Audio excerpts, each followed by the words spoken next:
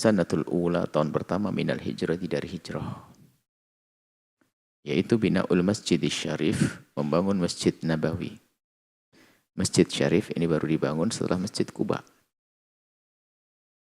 Bad'ul adzan, permulaan adzan, adzanu fajr Ramadhana dan adzanul Jum'ati.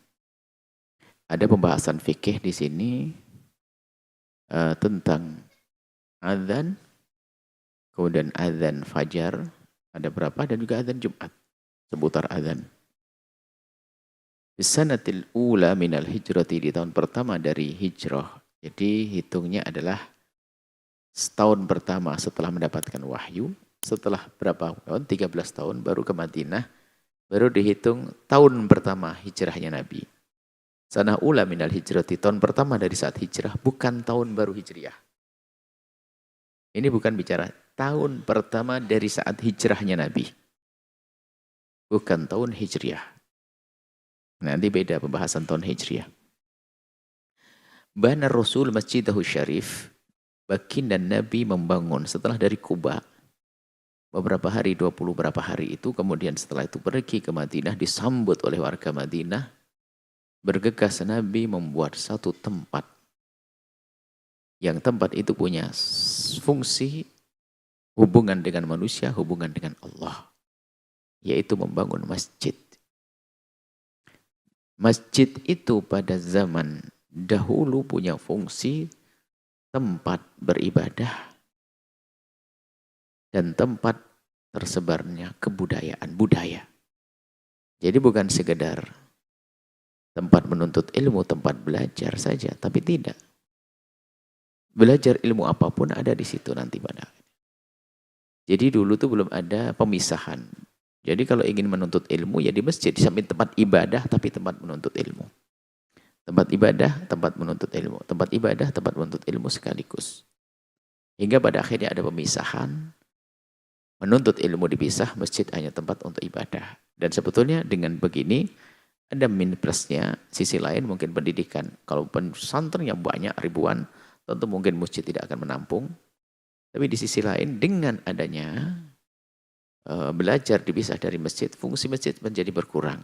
Yang semula, baginda Nabi memberikan ilmu di masjid, akhirnya dipindah keluar ya, pada zaman sekarang. Kalau pada zaman Nabi, masjid punya fungsi untuk ibadah dan untuk menuntut ilmu. Waqad amila fihi binafsih, dan Nabi bekerja juga dengan diri beliau sendiri. Sebagai seorang suri toladan, beliau bukan hanya main perintah. Biarpun beliau tahu bahwasanya orang yang ada di Madinah sangat mencintai beliau. Yang di Makkah mengikuti Nabi sangat mencintai baginda. Kalau baginda menyuruh apapun pasti akan dituruti. Akan tapi pun demikian, al-uswah, al-hasanah, suri toladan yang baik, tidak begitu modelnya. Tidak main perintah, gaya ngebos, tidak. Tapi beliau juga bekerja. Beliau mengangkat batu. Beliau mengangkat pelepah kurma dan seterusnya. Justru punya tujuan liyurahibal muslimin fil amali, supaya memotivasi orang-orang kaum muslimin agar juga bekerja. Dan itu juga ibda' binafsik, Nabi selalu mengajarkan kita agar kita memulai. Kalau ingin sebuah program berjalan, mulai dari dirimu sendiri. Suri toladan. Ustadz nyuruh muridnya berjamaah, tapi dia tidak berjamaah. Kira-kira apa yang terjadi misalnya? Kita nyuruh anak sholat, bapaknya nggak sholat, nggak jadi. Contoh. Sehingga sampai dikatakan lisanul hal antaq min lisanil maqal.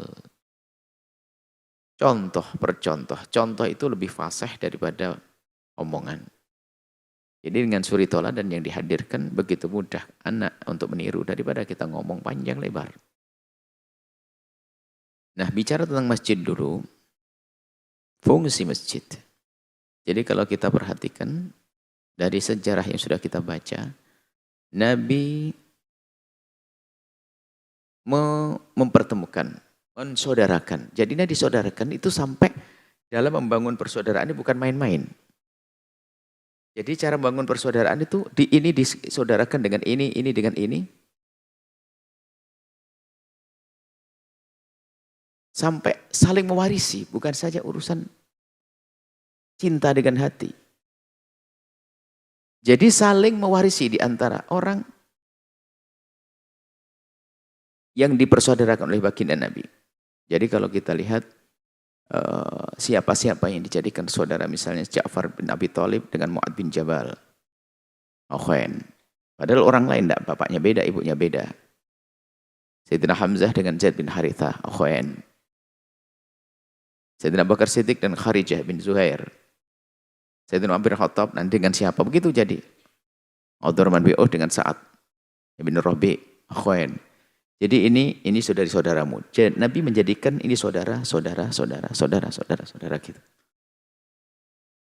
Dan ini bukan saja sekedar urusan ukhuwah, tapi sampai urusan madiyah, saling mewarisi. Sampai nanti datang ayat tentang waris itu hanya sesuai dengan yang ditentukan, mulai dari anak, kemudian pernikahan dan sebagainya. Sama sebelumnya ada Zaid bin Harithah adalah anak Nabi. Jadi Zaid bin Muhammad dulu anak angkat Nabi, yang dulu mengangkat anak boleh sampai datang pembatalan anak angkat. Dan nanti ada pembatalan persaudaraan ini, pembatalan secara materi. Secara maknawi kamu adalah tetap saudara, tapi sudah nggak ada saling mewarisi. Jadi begitu pentingnya membangun ukhuwah. Jadi kalau kita perhatikan Nabi sebelum melakukan gebrakan di dalam dakwah yang lebih luas, pertama yang dihadirkan oleh baginda Nabi adalah menciptakan satu suasana yang ukhawi, yang suasana yang akhawi, yang suasana yang akrab di antara kaum muhajirin dan ansor. Ini adalah kaidah. Ini sekaligus menjadi satu hal terpenting di saat kita ingin memulai sebuah perjuangan. Baru nanti akan bisa berkiprah. Maka dari itu menjaga persatuan di dalam itu penting sebelum kita ramai di luar. Jika di dalam belum bisa bersatu, mustahil bisa berjuang di luar. Bahkan mungkin kalau belum bersatu justru dari luar kalau ingin menghancurkan cukup. Yang tidak bersatu ini diadu domba. Bahkan begitu sebaliknya, kalau ingin merusak sebuah kaum cukup diadu domba. Karena ingat dulu waktu Belanda masuk negeri kita, raja kecil itu diadu, perang sendiri dia melihat dari atas, berantem hancur. Sebaliknya dengan ukhuwah. Makanya menjamin ukhuwah itu penting sekali. Kemudian kita perhatikan Nabi membangun masjid, bergegas membangun masjid karena penting masjid untuk ini hubungan dengan Allah. Seorang hamba dengan Tuhannya, dengan sesama manusia. Sehingga dengan sehari 5 kali berjumpa di masjid, terasa hatinya. Saling kenal. Terasa hatinya. Sehari 5 kali. Dalam sehari bertemu. Pagi, siang, sore, petang, malam. Pagi, siang, sore, malam. Terus bertemu. Disitulah pentingnya masjid. Makanya kalau ada orang tidak pernah datang ke masjid, dia akan ketinggalan informasi, berita, dan banyak hal. Tidak terjalin ukhuwah yang indah. Di sinilah maka sampai begitu Nabi menghimbau untuk sholat di masjid, berjamaah, kaum pria, agar terjalin satu komunikasi dan ukhuwah, kebersamaan, untuk nanti pada akhirnya bisa berjuang bersama-sama. Nah ini fungsi masjid. Dibangun oleh Nabi Muhammad masjid, dan masjid Nabi Muhammad lumayan luas ya. Lumayan panjang kalau sampai 40 dhira, berapa dhira. Jadi kalau kita lihat kurang lebihnya itu hampir mungkin 30 kali 25 meter, 30 kali 30 meter kurang lebihnya. Gede. Cuman hanya sekedar setinggi qamah. Jadi kalau kita menjulurkan tangan, kita akan kena atapnya dengan pelepah kurma dan sangat sederhana. Kemudian nempel dengan masjid itu dibangun rumah Sayyidat Aisyah dan rumah Sayyidah Saudah. Yang pada akhirnya nanti istri-istri beliau selanjutnya dibuatkan di rumah-rumah yang nempel dengan masjid baginda Nabi SAW. Dan ini adalah tentang fungsi masjid. Dan berarti sekali masjid. Kemudian, nah ini di dalam masjid nanti akan banyak orang belajar hukum-hukum dari masjid. Termasuk Sayyidina Abu Hurairah itu nanti tinggal di situ. Yang penukil hadis Nabi yang paling banyak itu beliau adalah Ashabus Suffah. Jadi Ashabus Suffah itu, suffah masjid itu begini. Kalau kita gambarkan, Ini misalnya, kalau ini masjid, anggap saja, ini ke arah mihrab. Masjid kotak begini. Ini ke arah Ka'bah. Jadi ini masjid. Ini masih bangunan. Ini full. Ini ke arah Ka'bah, kiblat. Disinilah di seberang lawannya kiblat ini ada tempat tinggal di sini. Tempat tinggal yang mungkin kayak kotaan begitu, jangan dianggap kamar mewah, kotak-kotak gitu, atau tempat yang penting tidak kena hujan. Pada tidur di sini namanya ashabus suffati, orang-orang fakir yang tidak punya tempat tinggal di situ. Termasuk imamnya adalah Imam Abu Hurairah radhiyallahu ta'ala anhu. Justru kefakirannya menjadikan Abu Hurairah tidak bisa kemana-mana, yang sering lapar di pintu masjid. Sayyidina Abu Bakar masuk ke masjid, nggak paham. Sayyidina Umar nggak paham. Rasulullah yang terakhir melihat, wah ini lapar, dibawa ke rumah. Jadi Sayyidina Abu Hurairah radhiyallahu ta'ala anhu, beliau termasuk minal mukthirina fi riwayatil ahadithi, orang paling banyak meriwayatkan hadis, termasuk di Aisyah. Wa fiha di tahun pertama ini juga syuri al-adhanu, disyariatkannya adzan. Ada adzan. Jadi ceritanya adalah, kalau cerita sebelumnya, kalau bicara tentang pertama kali adzan itu disyariatkan itu, ceritanya Nabi itu minta pendapat kepada para sahabatnya. Waktu sholat ada, sudah jelas diajari oleh malaikat Jibril setelah kisah Isra Mi'raj. Waktu zuhur adalah setelah tergelincir matahari. Kalau waktu asar setelah bayangan sesuatu menyamai sesuatunya, kemudian maghrib terbenam matahari. Kemudian waktu isya adalah di saat terhilangnya mega merah dan setelah waktu subuh fajar. Ini sudah jelas waktunya. Cuma untuk memberitahu orang itu gimana? Caranya memberitahu orang. Idza ana awanu sholati, qala ba'dhum, sebagian mengusulkan, narfa'u rayah, kita angkat bendera tinggi-tinggi. Ya betul, kelihatan. Wah, waktu sholat sudah masuk. Tapi yang lihat, yang tidur nggak lihat, yang buta nggak lihat. Nus'ilu naron, kita bikin menyalakan api. Ala murtafa'in, di tempat yang tinggi gitu, menyalakan api tempat yang tinggi. Selain yang lain pakai trompet, macam-macam. Sebagian pakai itu trompet, ada ya mukul apa yang berbunyi itu, gitu. Oke, sebagian pakai panggilan. Tapi Nabi belum menyetujui, manggil, ya, sholat, atau bagaimana terserah.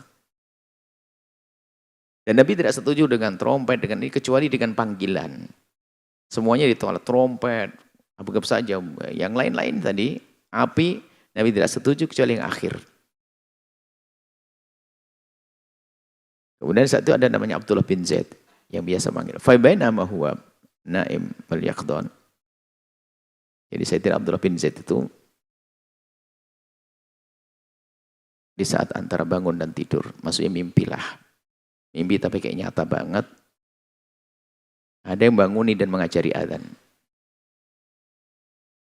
Jadi ada salah satu sahabat Nabi, Abdullah bin Zaid itu, dalam tidur itu bermimpi, tapi mimpinya jelas banget. Sampai apa yang ditemukan dalam mimpi itu enggak hilang di saat terbangun. Sehingga seolah-olah mimpinya itu adalah terjaga. Diajari adzan, bangun, diberitahu Nabi tentang mimpi tersebut. Lalu Nabi menjawab, itulah mimpi hak, mimpi yang benar. Akhirnya baginda Nabi menyuruh Abdullah bin Zaid, ajari Bilal. Karena suaranya bagus, ajari Bilal. Dan akhirnya dikumandangkan adzan oleh Bilal. Itulah awal disyariatkannya adzan. Jadi pertama seolah dalam mimpi, kata Nabi, setelah itu ikrarnya Nabi itu adalah wahyu. Nabi menyetujui adalah wahyu dari Allah. Adzan seperti yang kita dengar, Allahu Akbar, Allahu Akbar. Digunakan, disyariatkannya adzan liyunabbiha al-ghafila, untuk mengingatkan orang yang terlena. Bidzakkiras sahi, yang lupa, yang enggak ingat biar menjadi ingat. Liyakunal ijtima'u aman, sehingga perkumpulan nanti menjadi lebih luas, lebih banyak. Kalau sudah sama-sama tahu, berkumpul di masjid orang banyak.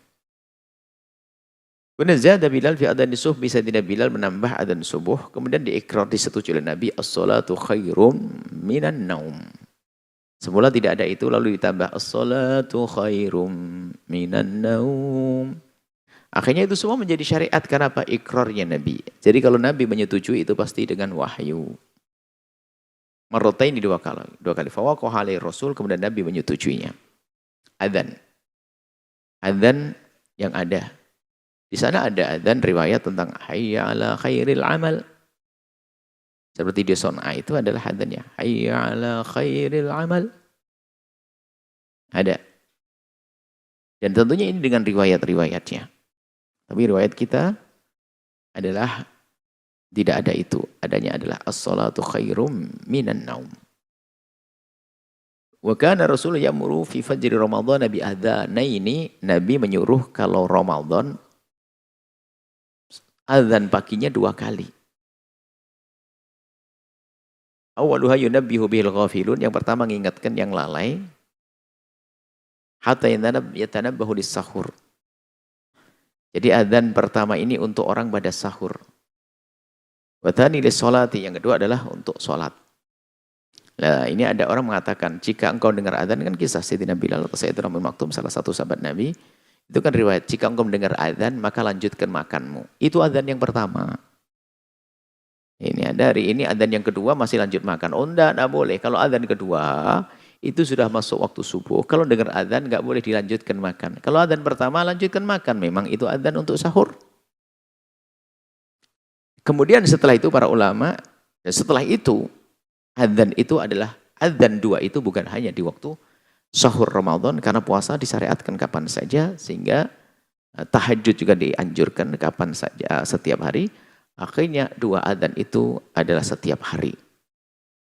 Jadi sebagian tempat adzannya 2. Pertama adzan mengingatkan orang agar tahajudan, yang kedua adzan agar mereka bangun untuk melakukan sholat. Ini adzan itu ada 2. Seperti yang ada di pondok, adzan ada 2 adzan. Dan hendaknya ini kembali kita hadirkan supaya orang tahu adzan pertama adalah adzan untuk sahur dan untuk tahajud. Adzan yang kedua adalah adzan untuk melakukan sholat subuh. Wa kana adzanul Jum'ati wahidan. Dan juga adzan Jumat ada juga. Disyariatkan di tahun ini adzan Jumat. Cuman adzan Jumat itu semula pada zaman Nabi 1. Adzan Nabi 1.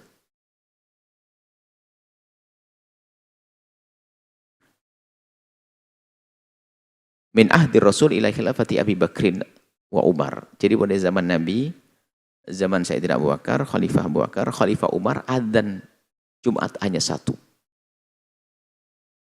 Adzan Jumat hanya 1.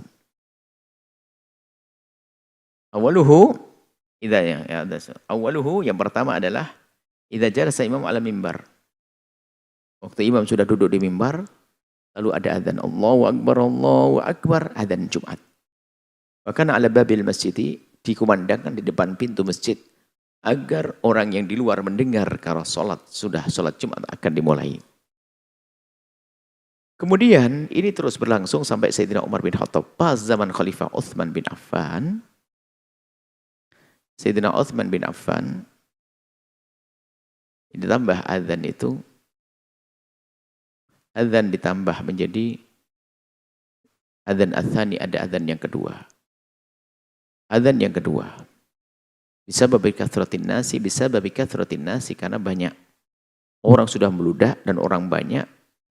Tidak ingin Nabi ada yang ketinggalan dan tidak ingin para Sayyidina Utsman, karena kan ada orang pada di pasar, ada di sini, sehingga kalau adzan sekali itu berangkat dari pasar itu ketinggalan, sehingga ada adzan 2. Sehingga adzan 2 itu sudah merupakan sunnah Khulafaur Rasyidin.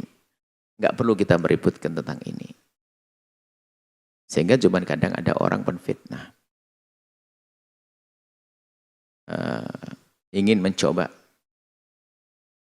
Ada satu Kahlani Son'ani,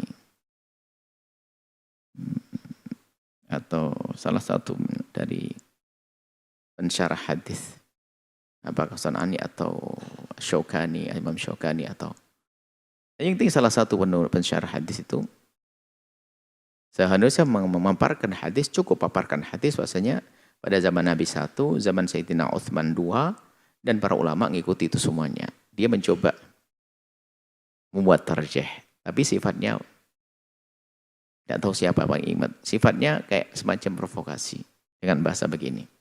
Sudah jelas bahwa adzan 1 adalah dari Rasulullah. Kayak gitu. Adzan 2 dari Sayyidina Utsman. Mana yang kau pilih? Wah, ini kan provokasi. Seolah-olah ini musuhan antara Sayyidina Utsman dengan Sayyidina Nabi.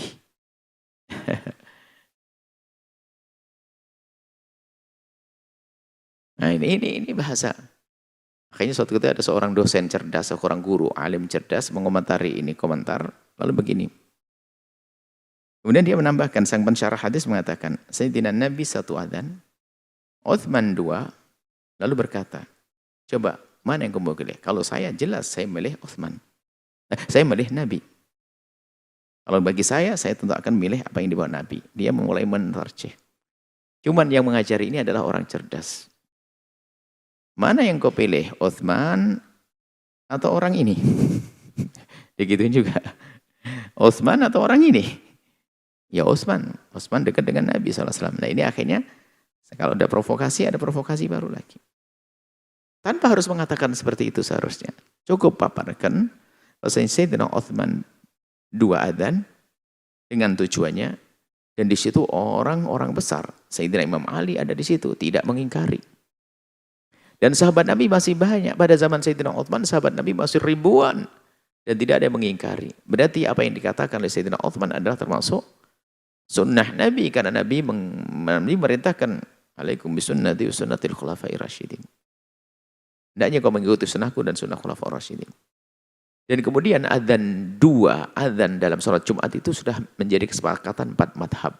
Tidak ada satupun dari madhab yang ada, kecuali ada 2 adzan. Jadi yang 1 adzan malah tidak ada madhab mana, enggak tahu. Yang ada adalah semua 4 madhab. Semua 4 madhab adalah dengan 2 adzan. Ini enggak perlu diragukan masalah 2 adzan seharusnya. Cuma di akhir zaman ada seorang untuk tidak tahu apa yang dimaksud. Mencoba di sebuah masjid dengan bahaya provokasi tadi. Ini adzannya Rasulullah. 2 adzan ada dari Utsman. Seolah-olah kok menfitnah Sayyidina Utsman bermusuhan dengan Sayyidina Nabi SAW. Nah, nggak usah kembali ke sana. Yang jelas para sahabat Nabi lebih tahu tentang Sayyidina Utsman. Di saat adzan dikumandangkan 2 berarti bukan bid'ah. Kalau bid'ah berarti Imam Ali tidak tahu bid'ah. Sahabat-sahabat Nabi yang tidak tahu bid'ah. Jadi orang-orang bodoh-bodoh bid'ah. Hanya orang akhir zaman saja yang ngerti bid'ah. Sayyidina Ali nggak tahu bid'ah. Ini kan fitnah. Maka yang adzan 1 dalam sholat Jumat adzannya sah. Yang adzan 2, ya benar Sayyidina Utsman ngajari. Nah, seperti itu. Apalagi ikut 4 madhab adalah adzan Jumat dengan 2 adzan. Adzan Jumat dengan 2 adzan. Yang pertama memberitahu bahasanya hari ini Jumat, segera bergegas. Yang kedua adalah sudah di atas mimbar.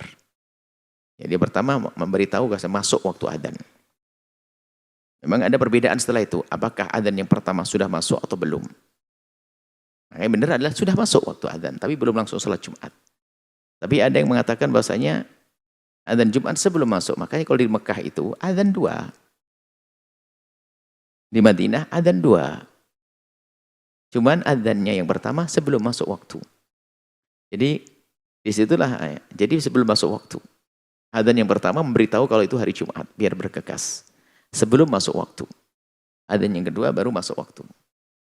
Akan tapi kebanyakan ulama mengatakan adzan pertama sudah masuk waktu. Cuman belum waktunya khutbah. Jadi sudah masuk waktu adzan pertama, kemudian orang melakukan sholat qabliyah Jumat. 2 rakaat, baru setelah itu antara adzan yang pertama dengan kedua ada jeda untuk sholat, baru setelah itu ada adzan yang kedua, dan adzan kedua di saat khatib sudah di atas mimbar yang biasa kita adakan di tempat-tempat kita. Jadi yang tentunya kita tidak boleh dalam hal ini kita ribut memperselisihkan hal-hal yang semacam ini. Baik, ini saja insya-Allah. Semoga Allah berikan kepada kita pemahaman yang benar ya. Mencuri tauladani sahabat Nabi, mencuri tauladani Nabi sallallahu alaihi wasallam. Wallahu a'lam bissawab.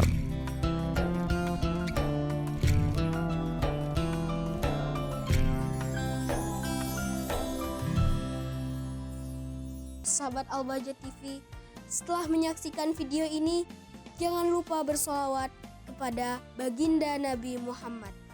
Shollu ala Nabi Muhammad. Allahumma sholli alaihi wa ala alihi wa sahbihi.